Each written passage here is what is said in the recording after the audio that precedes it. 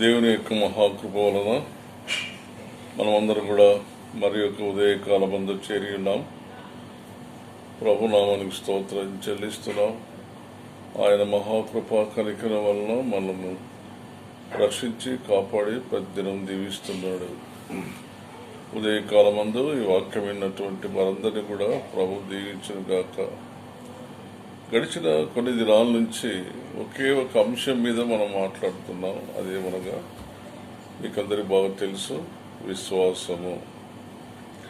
ఈరోజు మనము బైబిల్లో మనం చూసినట్లయితే బైబిల్లో అవిశ్వాసము, అల్ప విశ్వాసము, గొప్ప విశ్వాసము, 3 విశ్వాసాలు మనం చూస్తాం. ఈరోజు మనం అల్ప విశ్వాసం గురించి కొన్ని విషయాలు మనం మాట్లాడుకుందాం.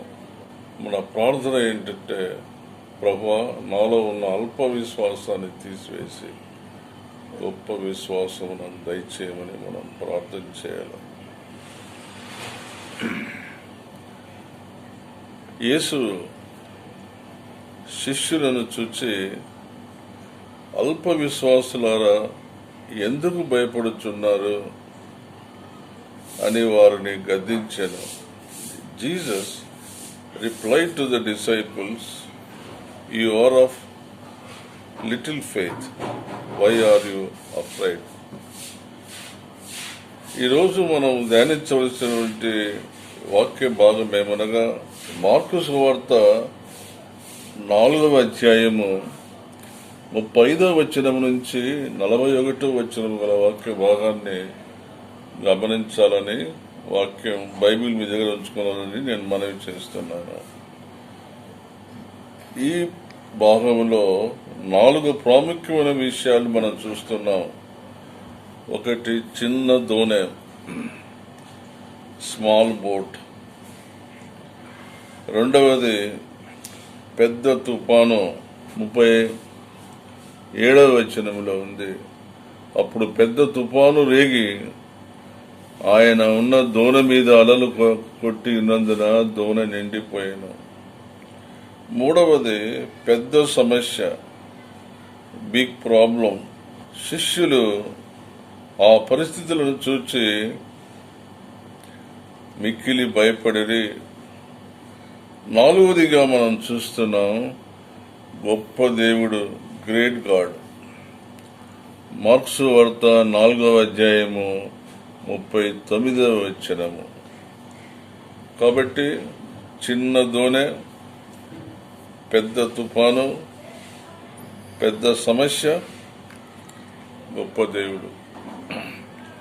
మొట్టమొదటిగా చిన్న దోణె గురించి మనం తెలుసుకుందాం. యేసుక్రీస్తు వారు శిష్యులతో ఆ చిన్న దోణిలో ఎక్కి ప్రయాణం చేయుచున్నాడు. చిన్న దోణెను ఆయన ఎన్నుకున్నాడు. యేసుక్రీస్తు వారు పరిచర్యలో ఎప్పుడు కూడా ఆయన చిన్న చిన్న విషయాలను గొప్పవాటిగా దీవించాడు. ప్రభు నామానికి స్తోత్రం చెల్లిస్తున్నాం. రెండవది, పెద్ద తుఫాను. 37వ వచనంలో రాబడిన మాటలు మనకు జ్ఞాపకం చేసుకున్నాం. దోణి మీద అలలు కొట్టినందున దోణె నీటితో నిండిపోయాను. శిష్యులందరూ చాలా భయపడినారు. నీళ్ల మీద దోణి వెళ్ళవచ్చు, కానీ నీళ్లు దోణిలో ప్రవేశించినట్లయితే ఆ దోణె మునిగిపోయేటువంటి అవకాశం ఉన్నది. వారు మిక్కిలి భయపడినారు. మూడవదిగా మనం చూస్తున్నాం, పెద్ద సమస్య, బిగ్ ప్రాబ్లం. మార్కు సువార్త 4వ అధ్యాయము 38వ వచనములో రాబడిన మాటలు మనం జ్ఞాపకం చేసుకున్నాం. శిష్యులు యేసు దగ్గరికి వచ్చి, బోధకుడా, మేము నశించిపోతున్నాము, నీకు చింత లేదా? వారు వారి సొంతగానే ఈ ఆలోచనలో పడిపోయినారు. మేము నశించిపోతున్నాము, నీకు చింత లేదా? దోణె సముద్రంలో ఎప్పుడు ఎక్కడ మునిగిపోతుందని వారు చాలా ఆందోళనలో ఉంటున్నారు. 37వ యేసు ప్రభువారు ఈ సువార్త సేవలో ప్రయాణంలో అలసిపోయి ఆయన నిద్రపోతున్నాడు. వారు యేసు దగ్గరికి వచ్చి యేసును లేపి ఈ ప్రశ్న వేశారు, ఈ విషయం తెలియజేశారు. మేము నశించిపోతున్నాము, నీకు చింత లేదా?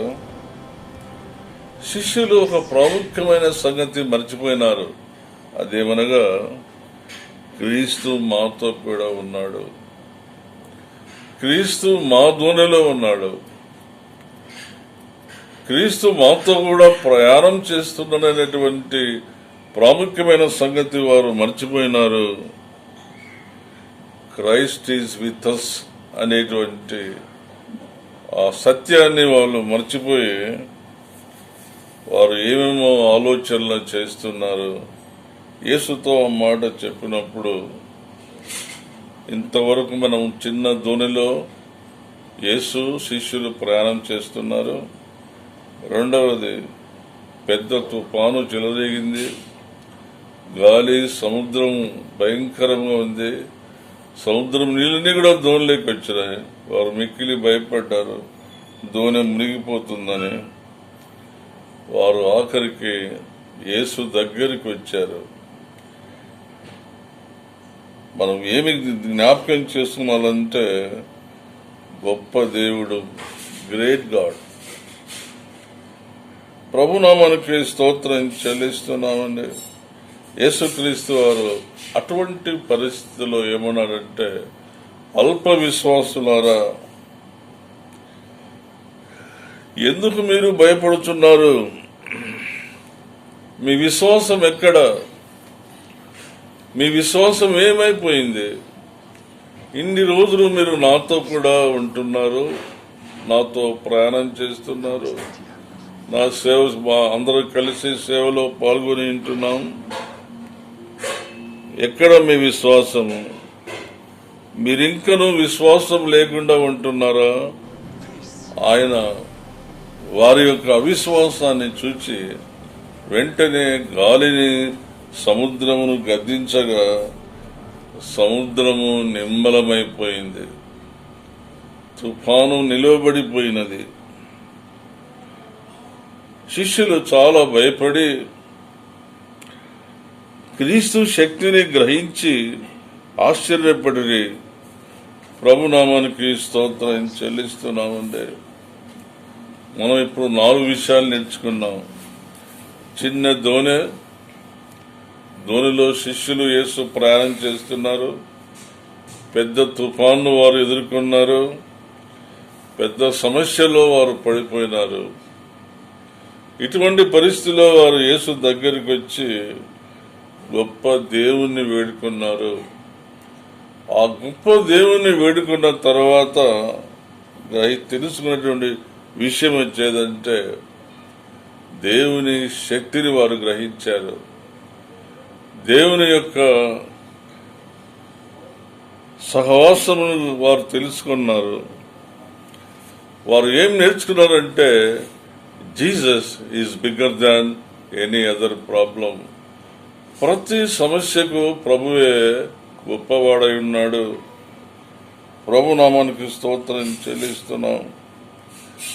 ఈ దినాల్లో కూడా మనము ఈ కరోనా అనేటువంటి తెగులును మనమందరం కూడా చూస్తున్నాం. చాలా మంది తెగులను అనుభవించి లోకాన్ని వదిలిపెట్టి ఎగిరిపోయినారు. వేలాది మంది అన్ని దేశాల్లో ఎగిరిపోతున్నారు. ఇటువంటి పరిస్థితుల్లో ఒక సత్యాన్ని మనం గ్రహించాలా, Jesus is bigger than any problem. ఎంత పెద్ద సమస్య అయినా మనకు గొప్ప దేవుడు ఉన్నాడు. ఆ దేవుడు మన సమస్యలను తీస్తారని మనం గ్రహించాలి. ఈరోజు ఆ రీతిగా మనం విశ్వాసం లేకపోతే మనం ఇంకా అల్ప విశ్వాసంలో ఉంటున్నాం. ఈరోజు ఈ వాక్య భాగంలో మనం నేర్చుకోవలసిన పాఠం ఏమనగా, ప్రభువా, నాలో ఉన్న అల్ప విశ్వాసాన్ని తీసివేయి ప్రభువా, గొప్ప విశ్వాసము నాకు దయచేయి. Bring all your problems to the feet of Jesus. యేసు దగ్గరికి మన ప్రతి సమస్య తీసుకుని వచ్చినప్పుడు ఆయనే ప్రతి సమస్యకు జవాబు అంటున్నాడు. ఆయన దగ్గరికి తీసుకుని వచ్చడం మాత్రమే కాకుండా ప్రార్థనాపూర్వకంగా విశ్వాసముగా నా ప్రభు నాకు ఈ సమస్య గొప్ప సమస్య తీసివేస్తాడనేటువంటి నమ్మకంతో విశ్వాసంతో ప్రభు దగ్గరికి వచ్చి ప్రార్థించవలసినటువంటి వారమై ఉంటున్నాం. బైబిల్లో చెప్పబడిన మాట ఏమనగా, నా నామం పెట్టినటువంటి నా జనులు తమను తాము తగ్గించుకొని తమ చెడు మార్గమును వదిలిపెట్టి నా నామమున ప్రార్థన చేసినప్పుడు పరమండలములో నుండి నేను వారి ప్రార్థన విని వారి దేశమును స్వస్థపరుస్తానని చెప్పాడు. ఈరోజు మన దేశం స్వస్థత కొరకు మనం ప్రార్థన చేయాలి. సైతాను బంధకముల నుంచి విడిపించబడాలా. Jesus is the answer for all our problems. ఏ సమస్య అయినా, చిన్న సమస్య అయినా, పెద్ద సమస్య అయినా మనం గొప్ప దేవుని దగ్గరికి వచ్చి మనం ప్రార్థించినప్పుడు దేవుడు ఆ సమస్యను తీర్చడం మాత్రమే కాకుండా నీలో నాలో ఉన్నటువంటి అల్ప విశ్వాసాన్ని తీసివేసి గొప్ప విశ్వాసం ఇస్తున్నాం. ప్రార్థన చేసుకున్నాను. ప్రభువా, ఈ ఉదయకాలమందు నువ్వు ఇచ్చిన అమూల్యమైన వాక్యాన్ని బట్టి వందనం చెల్లిస్తున్నాము నాయన. 2000 సంవత్సరాల క్రితం నాయన నీవు శిష్యుల యొక్క అల్ప విశ్వాసాన్ని చూపించావు నాయన. ప్రభువా, ఈరోజు మాలో ఉన్న అల్ప విశ్వాసాన్ని తీసివేసి గొప్ప విశ్వాసం మాకు దయచేయండి నాయన. ప్రభువా, నీకు వందనాలు స్తోత్రం చెల్లిస్తున్నాం. యేసు మాతో కూడా ఉన్నాడు అనే సంగతి మేము మర్చిపోకుండా క్రీస్తు మాతో కూడా ఉన్నాడని మేము గ్రహించి మేము గొప్ప విశ్వాసం కలిగి ఈ లోకంలో నీ కొరకు మేము సాక్షిగా జీవించే భాగ్యం దయచేయమని యేసు పరిశుద్ధమైన నామమున ప్రార్థిస్తున్నాము తండ్రి. ఆమేన్. పరమ తండ్రి అయిన దేవుని ప్రేమయు మన ప్రభును రక్షకుడైన యేసుక్రీస్తు కృపయు పరిశుద్ధాత్మ యొక్క అన్యోన్య సహవాసం సన్నిధి సదాకాలము తొలగిండుగాక. ఆమేన్.